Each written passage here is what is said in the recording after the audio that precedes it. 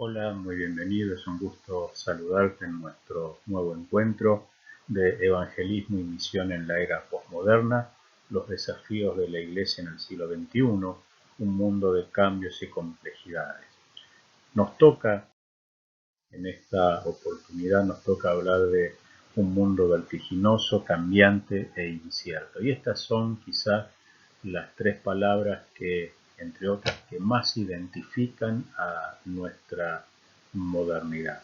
Vivimos en medio de un mundo que está permanentemente cambiando, creando nuevos desafíos, planteándonos nuevos problemas y situaciones, y sobre eso vamos a reflexionar por unos minutos a continuación.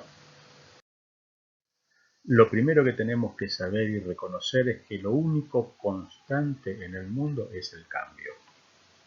Y esto es lo primero que tenemos que tener en cuenta. Todo se transforma, se va modificando día por día. Incluso cada uno de nosotros vamos siendo transformados en todo el sentido de la palabra. Nos volvemos más adultos, mayores, el cuerpo se va desgastando, va cambiando, va cobrando nuevas formas. Nuestro cuerpo, como te digo, va modificándose, pero también nuestro espíritu se debe ir modificando, modelando por la obra del Espíritu Santo. Debemos ir mudándonos hasta conformarnos al Señor Jesús en este proceso que sucede día por día. Este cuerpo que se va envejeciendo, no obstante lo cual se va renovando en el Espíritu, en la presencia del Señor. Pero cierto es que todo cambia. Día por día la naturaleza cambia, nosotros cambiamos, los escenarios se modifican y el mundo nos plantea nuevos desafíos. Esta es una realidad que tenemos que tener en cuenta.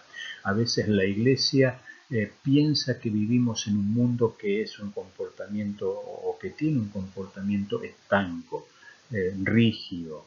No, no es así. Permanentemente se van sucediendo cosas. Algunos siguen hablando de posmodernidad, bueno, ya estamos en la hipermodernidad como vimos. Algunos siguen hablando de cosas que ya sucedieron, que son obsoletas. Seguimos pensando, por ejemplo, en un retiro de matrimonio. Si está bien tenerlo, porque hay que abordar la problemática matrimonial y construir el matrimonio con buena base bíblica. Pero el mundo va acelerando cada día y hoy ya el matrimonio es prácticamente una figura en desuso y tenemos múltiples tipos de matrimonios y de formas que obviamente no avalamos, que obviamente no consentimos, pero mientras nosotros seguimos hablando del matrimonio tradicional, el mundo está transformando esa figura matrimonial en un montón de otras figuras que a veces nos cuesta entender. Deberíamos ir ya preparando a nuestros jóvenes, a nuestros adolescentes, enseñándoles sobre esto y no hacer grupos de matrimonio solo para matrimonios. Empezar a hablar y a tener en cuenta este cambio de la modernidad respecto de un tema como puede ser el de muchos otros. Lo que debemos considerar es que, así como el mundo se va modificando, salvo la esencialidad de la cruz, la santidad, la obediencia, nuestra fe, los métodos, las formas, las maneras, el lenguaje y nuestra visión también tienen que cambiar. Tienen que ir acompañando el ritmo vertiginoso porque si no vamos a quedar desfasados, descolocados, fuera de sintonía. Entonces, qué vamos a tener como resultado? Un mensaje que no es atractivo, una forma, mejor dicho, comunicacional que no es atractiva. Vamos a tener eh, muchos muchas problemáticas como consecuencia de nuestra mala comunicación y de nuestras estrategias y nos vamos a quedar sin tener la atención y sin marcar el ritmo de nuestras ciudades y de la sociedad. Para seguir siendo pertinentes para las personas, para las realidades de cada una de las personas y por sobre todas las cosas para las nuevas generaciones, tenemos que actualizar nuestra visión, renovarnos, saber entender qué es lo que está pasando hoy en el mundo, qué es lo que le sucede a las personas, cuáles son sus urgencias, tener claro cómo ese dinamismo los está afectando para poder llegar con la solución que Dios ya previó en su palabra, porque la palabra tiene todas las respuestas para nosotros. Pero el tema es saber encarar la respuesta de tal forma que las personas puedan entenderla y asimilar la verdad del Evangelio a sus realidades. El mundo donde todo cambia, pero en realidad no hay nada nuevo debajo del sol, nos va a decir el sabio Salomón. Evidentemente muchas cosas de nuestro contexto que se suponen eran sólidas, como vimos, se han transformado en inseguridades importantes. De pronto nuestros escenarios comenzaron a tambalearse y quedaron expuestas nuestras dudas, nuestros temores, nuestras vacilaciones, y esto se profundizó con la pandemia. De golpe teníamos algo tan natural y seguro como el aire que respirábamos y sin embargo nos quedamos sin él. Pero la religión sigue siendo hoy uno de los pilares del mundo moderno y de la sociedad y nos ayuda a lidiar, a batallar con los problemas cotidianos, con las luchas y con las batallas que libramos cada uno de nosotros día por día. En palabras de Peter Berger, la religión no está en declive. Al contrario, en buena parte el mundo se ha dado un auténtico estallido de fe religiosa. Y esto es así en África, en Latinoamérica. Vemos un resurgir religioso, una búsqueda por lo espiritual, una búsqueda por Dios. Las religiones tradicionales monoteístas también hay una efervescencia que busca más de Dios. Y tenemos que reconocerlo porque la religión sigue siendo una de las pocas maneras que tienen las personas para enfrentar los problemas en el día a día. No es una evasión, no es un escape, es una esperanza que les permite a ellos trascender lo cotidiano sabiendo que el Dios está en control y que Dios puede solucionar las cosas cuando le buscamos en obediencia, en fe y en santidad. Ahora bien, desde el punto de vista bíblico tenemos que tener presente que pese a lo cambiante y vertiginoso del mundo moderno, sus permanentes modificaciones y la revolución tecnológica de la que dimos cuenta, que coadyuva precisamente a este cambio y a esta aceleración, en palabras del rey Salomón, siguen siendo pertinentes y sigue diciendo él, y estas palabras deben resonar: no hay nada nuevo debajo del sol. El pecado, la raíz de la maldad, sigue siendo la misma, pero también la esperanza en la salvación es por Jesucristo y sigue siendo la misma. Dios sigue ofreciendo su misericordia, su perdón y su amor a toda persona que genuinamente se arrepienta de sus pecados y reconozca y acepte a Jesús como Señor y Salvador. Las dinámicas eternas del bien y del mal, de la luz y las tinieblas, de Dios y Satanás siguen repitiéndose, y el accionar del hombre, por más moderno que sea, por más ayornado que sea, por más herramienta tecnológica que tenga y por más realidad virtual que posea, sigue teniendo una misma razón, una misma raíz profunda, que es el pecado, la corrupción y una naturaleza pecaminosa y carnal. Entonces, fruto de eso es que nosotros vemos, como hemos señalado, injusticia social, pobreza, marginalidad, desastres climatológicos, creciente avance del mal, deterioro de los valores morales, pérdida de valores institucionales. La raíz sigue siendo la misma, la maldad del corazón del hombre. Esto no es nuevo, esto nos acompaña desde el pecado original. Y la respuesta de Dios también nos sigue acompañando desde la cruz a la fecha. Quiero decir entonces que pese a que el mundo va cambiando en sus formas, en sus matices, en sus desarrollos, los problemas reales del hombre siguen siendo los mismos y la única solución a esos problemas sigue siendo Jesucristo. Ahora, ¿cómo podemos sopesar las dos realidades mencionadas? La del mundo en constante cambio y permanente cambio y la afirmación de la palabra de que no hay nada nuevo debajo del sol. Precisamente por lo que decíamos y que ahora vamos a precisar o puntualizar un poco más. El desarrollo, el bienestar, los cambios tienden a mejorar la calidad de vida y esto es real y es bueno. Lo esencial del hombre, esto es su condición de pecado y de maldad, no puede ser modificado por el desarrollo tecnológico. Es entonces que aquí se repite la frase del sabio Salomón: no hay nada nuevo porque la raíz sigue siendo la misma. Motivo por el cual lo único que hace el desarrollo, que es positivo, es potenciar en algunos casos las diferencias, profundizar las diferencias, el individualismo, el egoísmo y la centralidad del ego. En consecuencia, los grandes problemas de la humanidad siguen sin resolverse, porque la raíz de todos los males es el pecado, es la desmedida vanagloria del hombre, es el orgullo humano, es esa naturaleza insaciable de buscar el propio bien a costa incluso de los semejantes. Y eso significa que entonces la responsabilidad de la Iglesia sigue siendo vital para la transformación social. ¿Cuál es esa responsabilidad? Predicar a Jesucristo y a este crucificado, predicar el Evangelio del Reino, predicar las buenas nuevas de salvación. Esto es lo único que realmente puede cambiar la base de pecado y de maldad que corona y rodea toda la creación. En los nuevos escenarios planteados se ha venido a confrontar algunas idealizaciones que al interior de las iglesias evangélicas se habían sostenido sistemáticamente, sin advertir que las mismas en parte nos desviaban del cumplimiento de la Gran Comisión, del desarrollo de nuestra tarea esencial de proclamar el Evangelio de Jesucristo. El mundo cambiante vino a desafiar estos escenarios que para la Iglesia eran los mismos y que en algunos casos se había idealizado.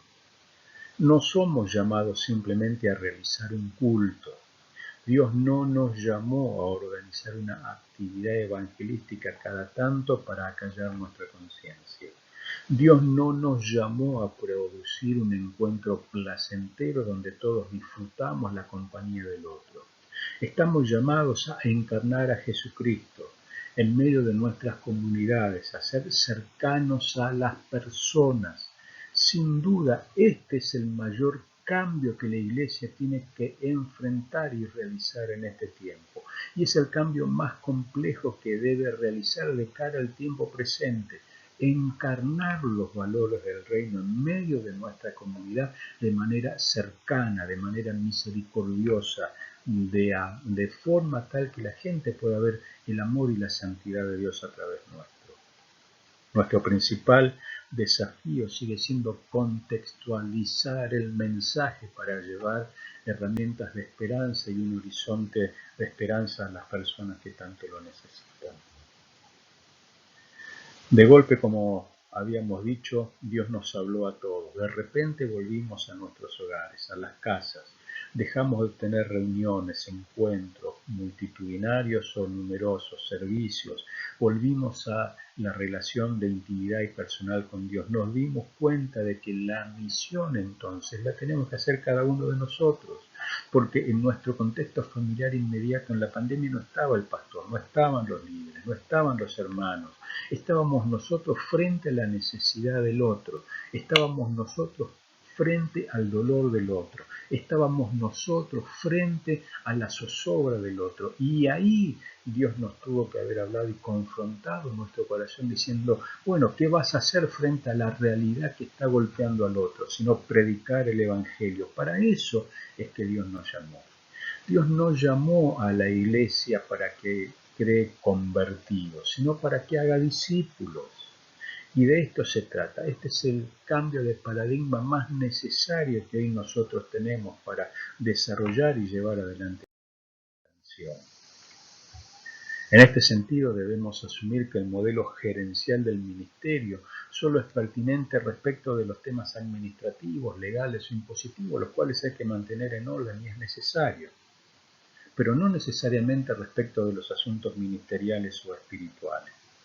La formación de células, la designación de líderes de células, según el nombre que cada uno quiera darle, no reemplaza ni puede reemplazar la responsabilidad ministerial del pastor y la necesidad de que el ministro, de que el pastor tenga olor a oveja. A los que me diste, dice Jesús en la oración al Padre de Juan 17, ninguno se ha perdido. Yo los cuidé, yo los mantuve cerca, yo les enseñé, oré por ellos. De hecho, en esa oración Jesús está orando por los discípulos y por cada uno de nosotros, porque Él ora por los que creerán por la palabra de ellos.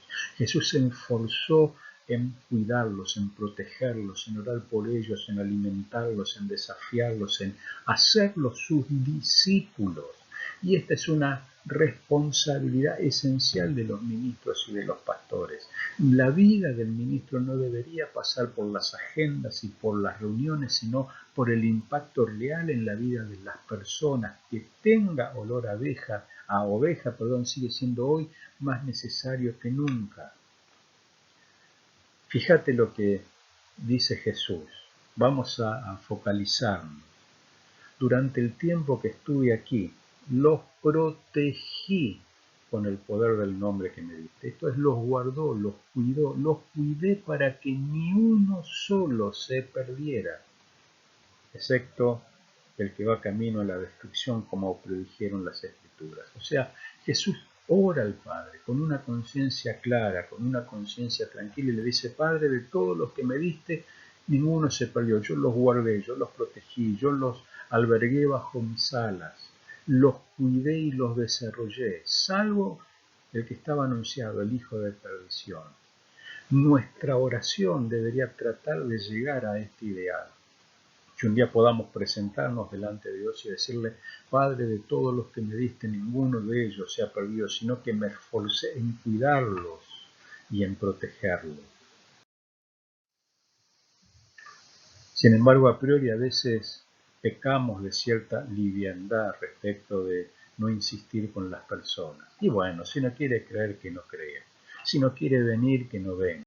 Si no quiere hacerlo, que no lo haga. En vez de ser perseverantes, de construir puentes permanentes, de buscar, de salir al encuentro de la oveja perdida, de vendar la perniquebrada, de restaurar en amor al que se equivocó 1 y 100 veces si fuera necesario, independientemente de los motivos que impulsaron su decisión de alejarse. Pero esto es parte de la tarea pastoral, de la tarea ministerial, y allí es donde debe estar nuestro corazón. No en la estructura eclesiástica solamente, sino en las personas. Somos llamados a ser discípulos, no a construir organizaciones religiosas, por más importantes que éstas sean. Y esto debería ser vital para cada uno de nosotros en un tiempo de cambio permanente y de desafío permanente, que el amor demostrado por nosotros refleje el carácter de Cristo. Debería ser esencial en este tiempo. Debemos entender que la autoascripción religiosa, esto es como nosotros nos percibimos religiosamente hablando, que la autoascripción religiosa hoy es una realidad. La gente se autopercibe evangélico o no, independientemente de lo que nosotros le digamos o hagamos. Por eso es tan importante que vean en nosotros la diferencia. En el paisaje religioso de nuestros países, y en parte la principal responsabilidad de haber excluido a las personas, los exiliados evangélicos, es la propia Iglesia. La mayoría de las personas, como vimos, no tienen problemas con Dios, sino con sus representantes. Y quizá la pandemia también haya dejado al descubierto que nosotros no éramos tan diferentes al mundo como decíamos ser, porque en el fondo no éramos tan parecidos o semejantes a Cristo. Y esto tiene que confrontarnos. Naturalizamos el pecado, naturalizamos la corrupción como si no pasara nada, naturalizamos la injusticia social como una de las cosas más que sucederán en el mundo, pero sin carga de oración y de búsqueda de Dios para tratar de revertir esa situación. En parte en esto hemos sido negligentes. Pero ahora bien, en este mundo cambiante, vertiginoso, donde todo se modifica día por día, hay necesidades humanas que siguen siendo las mismas. Por ende, nos dirá el rey Salomón o el sabio Salomón, no hay nada nuevo debajo del sol. El mundo puede cambiar y el desarrollo tecnológico aumentar, pero ¿sabes qué? Estas 4 necesidades existenciales de todo ser humano sobre la faz de la tierra van a permanecer inalterables hasta que Cristo venga. Todo ser humano necesita ser, necesita tener, necesita pertenecer y finalmente necesita hacer. El ser tiene que ver con nuestra identidad. Necesita un propósito de vida. Ser hijos de Dios, nuevamente adoptados por el sacrificio de Cristo en la cruz mediante la fe en Jesucristo. Tiene que tener, obviamente, Dios nos suple nuestras necesidades más básicas y sentidas, pero tiene que sentirse parte, pertenecer, ser parte del cuerpo de Cristo, que es la iglesia. Eso nos da identidad y nos da pertenencia y hacer. Dios nos llamó a servirle, Dios nos llamó a predicar, Dios nos llamó a cumplir y a realizar la gran comisión. Cuando las personas sienten que su identidad está claramente definida conforme a la palabra, que sus necesidades Dios las va supliendo día por día, que pertenece a un entorno mayor que es la iglesia de Jesucristo y que tiene un propósito específico en su vida, llevando la palabra de Dios, entonces esa persona se realiza y encuentra en Cristo todo lo que necesitaba. Te lo preciso un poco mejor. Todos necesitamos sentirnos contenidos, realizados, centrados en la seguridad de lo que somos. Somos hijos de Dios, esencialmente miembros de la familia de la fe, real sacerdocio, ¿sí? Somos linaje escogido, nación santa. A su vez, todo hombre tiene necesidades básicas de comida, casa, abrigo, salud, entre otras, bienestar, recreación. Bueno, tenemos necesidad de tener. Dios es quien suple nuestras necesidades. No más allá de lo que necesitamos, pero sí Dios nos da lo necesario como para mantenernos bajo su presencia, dependiendo de su mano y sabiendo que Él se interesa por nuestras necesidades diarias. Todo hombre, como te decía, necesita pertenecer, ser parte de, somos seres sociales, eminentemente sociales, y esto va más allá de nosotros, necesitamos del otro. La otredad nos confronta, pero también nos enriquece a través del proceso de socialización. En Cristo somos un cuerpo interdependiente, nos dirá San Pablo, cuya única cabeza es Jesucristo. Pero nos necesitamos, de allí que tenemos que congregarnos y ser parte del miembro de Cristo. Y finalmente, la necesidad de tener un propósito en la vida. Las personas, por más dinero que tengan, por más riqueza que tengan, cuando no se sienten útiles, cuando no alcanzan un propósito, su vida no tiene sentido y se frustran, se sienten inútiles. Quizá una de las preguntas más importantes de toda persona sea: ¿cuál es mi propósito en la vida? Bueno, los cristianos lo tenemos claro. El propósito de Dios para nosotros es que anunciemos las virtudes de Jesucristo, que llevemos el mensaje de salvación a todas las personas. George Barna, un prestigioso sociólogo norteamericano, nos da una buena definición de la palabra visión. Él dice: la visión es el cuadro mental claro y preciso de un futuro preferible. Este cuadro mental es impartido por Dios a sus siervos escogidos y está basado en una comprensión exacta de Dios, de sí mismo y de las circunstancias. Cuando tenemos una buena visión respecto del futuro, cuando tenemos un claro panorama de quién es Dios, de quiénes somos nosotros y de cuál es nuestro propósito. Esto es lo que cambia nuestra realidad y es capaz de cambiar la realidad de las personas que están a nuestro alrededor. Este cuadro mental se comparte y se nutre de nuestra vivencia espiritual, de nuestra relación con Dios y con nuestros hermanos, y se va esparciendo hasta generar bendición para otros. A esto Dios nos llamó. Pero para esto debemos ser guiados por el Espíritu Santo. Tenemos que reflexionar sobre la misión y cómo desarrollarla en nuestro contexto inmediato. Más allá de las formas y esquemas tradicionales, hacernos básicamente dos preguntas y tratar de responderlas en oración. La primera pregunta es: ¿cómo sería el ministerio de Jesús si estuviera en el siglo XXI? ¿Qué haría Jesús si estuviera con nosotros hoy? ¿Cómo se desarrollaría su ministerio? ¿Qué haría Jesús si fuera pastor de mi iglesia? Esto lo tenemos que tener claro. ¿Cómo sería el ministerio pastoral de Jesús si fuera el pastor de mi iglesia? Preguntarnos por qué la gente vendría a un culto de nuestra congregación. ¿Qué motivaría a las personas a querer congregarse con nosotros, acercarse a nosotros, venir a la iglesia? Son preguntas que tienen que generar nuestra reflexión para buscar orientación en esta temática. Como te dije, estamos en un mundo de constante cambio, de permanente cambio, pero hay necesidades del hombre que son eternas y que no cambian. Hay estructuras espirituales que no cambian, hay principios espirituales que Dios dio en su palabra que no se modifican porque en Dios no hay variación ni sombra de mudanza y su palabra permanece inalterable por todos los siglos. El problema entonces es nuestro acercamiento a ese dinamismo vertiginoso del mundo para poder retroalimentar con la palabra de Dios y suplir con la palabra y la obra del Espíritu Santo la realidad de las personas que viven agobiadas por un mundo en constante cambio y ebullición. Espero que esta clase te haya servido, que te haya sido de utilidad y que podamos reflexionar que donde todo cambia hay cosas que no cambian y permanecen para siempre. Sí tienen que cambiar nuestros métodos, nuestras formas, nuestras maneras, nuestra interpretación de la realidad. Y tenemos que ser consistentes con esto y pedir el auxilio del Espíritu Santo en oración para poder lograrlo. Dios te bendiga, nos vemos en el próximo encuentro.